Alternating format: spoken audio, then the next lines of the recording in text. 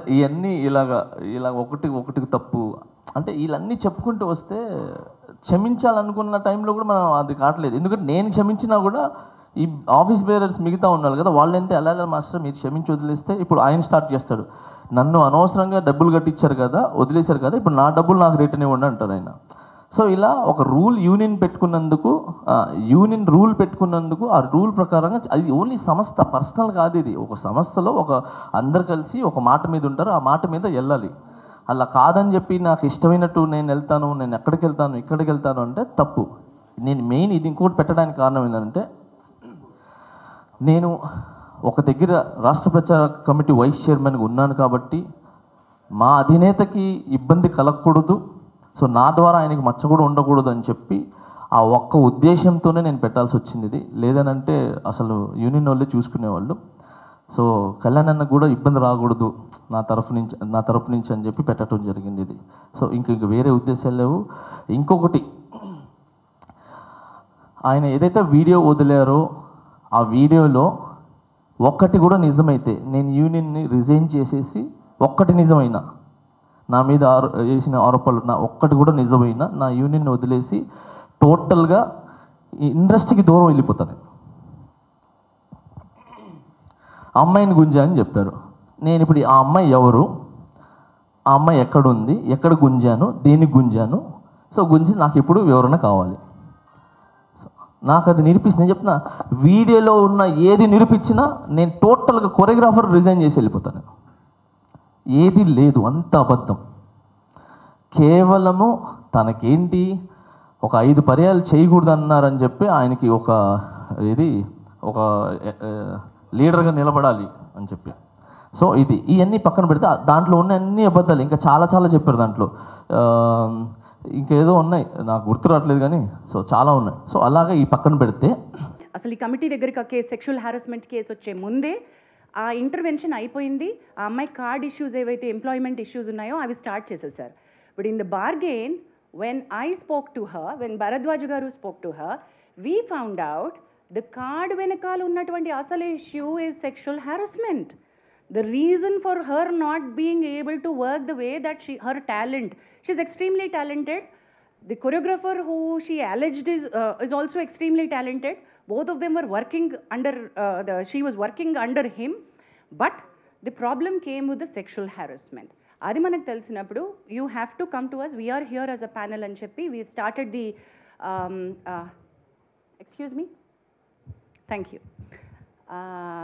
So ఈ sexual harassment panel redressal ప్యానల్కి case రావడం జరిగింది. And we've constituted the committee. ఆ కమిటీకి చైర్పర్సన్గా నేనున్నాను. సార్ ఇప్పుడు ఒకసారి పరిచయం చేసినటువంటి మెంబర్స్లో we have constituted, you be able to, thank you. So ఈ కమిటీ ఏం చేసింది అంటే, వీ హ్యావ్ స్టార్ట్ తన ఫస్ట్ స్టేట్మెంట్ రికార్డ్ చేసుకున్నాం.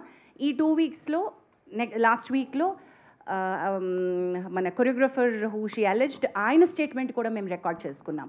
బట్ ఆవిడ స్టేట్మెంట్ రికార్డ్ చేసుకుంటున్న క్రమంలో we have understood the case is not just a sexual harassment at work place, it is more serious. మా పరిధిలో మేం చేయగలిగినటువంటి రిలీఫ్ ఏమైతే అమ్మాయికి ఇవ్వగలమో అది కొద్ది పరిధి మాత్రమే.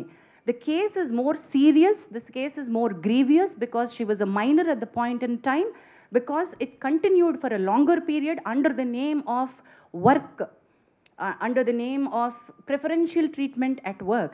So it required a different kind of mechanism, legal support ammaiki avasaram. Thereby the committees maaku telusu, it's not that we don't know that the police case is happening, the committee knows. And మేము because we are legally ఇంతనే మాకుంది structure కాబట్టి భూమిక help line ద్వారా the female choreographer has approach the police. And police స్టేషన్లో ఎప్పుడైతే ఎఫ్ఐఆర్ని మనం పట్టుకున్నామో ఆ FIR కాపీని పట్టుకుని, ఇప్పుడు మీరు నిన్న అడిగారు మీడియాకి ఓవర్ నైట్ వస్తుంది, గబక్కున వచ్చిన స్టోరీని వచ్చినట్టుగా ప్రిపేర్ చేస్తారు, వేసేస్తారు అని సార్ మీరు అన్నారు. We agree that, sir, that every story is a hot story and every media would want to put it up. We will all agree to that. While we are requesting that you should publicize this, you should take it forward. I appreciate the media who has been in support to the girl, but simultaneously we've notice నిన్న దాము గారు chamber తరపున issue చేయడానికి press note issue ఎందుకు చేశారంటే there are many media which have insensitively put out the girl's picture. మీకు media guidelines కావాలంటే మేము ఇవ్వగలం, బట్ మేము ఇవ్వాల్సినటువంటి పని లేదు. I understand you're all learned media journalist and respected, చాలా ఏళ్ల నుంచి మీరు ఉన్నారు కాబట్టి all the media houses know how a rape sexual assault case needs to be highlighted. అది జరగలేదు అక్కడ. అది ఒక సెక్షువల్ అసాల్ట్గా అది రేప్ కేసు లాగా కాకుండా మీడియా వేరే రకంగా ఒక ఇండివిజువల్ కేసు లాగా డీల్ చేసేసి ఒక చాలా ఇంట్రెస్టింగ్ సినిమా కథలాగా అమ్మాయి జీవితాన్ని చూపించేస్తూ ఉంటే we had to call it out and we said ఈ కమిటీ ఈ దశలో if we don't come out and meet you all when the media has access to the FIR copy and you have seen what is happening, మరి మేమేం చేస్తున్నామో మేము చెప్పకుండా మేము ఇంకా కాన్ఫిడెన్షియాలిటీ మెయింటైన్ చేయడం అంటే ఏంటండి? There's no point in that, right? So that's the reason why we are here. The inquiry is in process. As we've already said, ఈ ఎంక్వైరీలో ఇద్దరు స్టేట్మెంట్స్ పూర్తయిపోయాయి. We are in the verge, మాకు ఇంకొక according to the guide lines we have 90 days to finish off and give a report. కానీ 90 days లోపలే అయిపోతుంది మా case 100%, because we are on the fast track. Last 2 weeks నుంచి we've done a lot of work on it. We are finding a lot of evidence. We are having a lot of structural proof.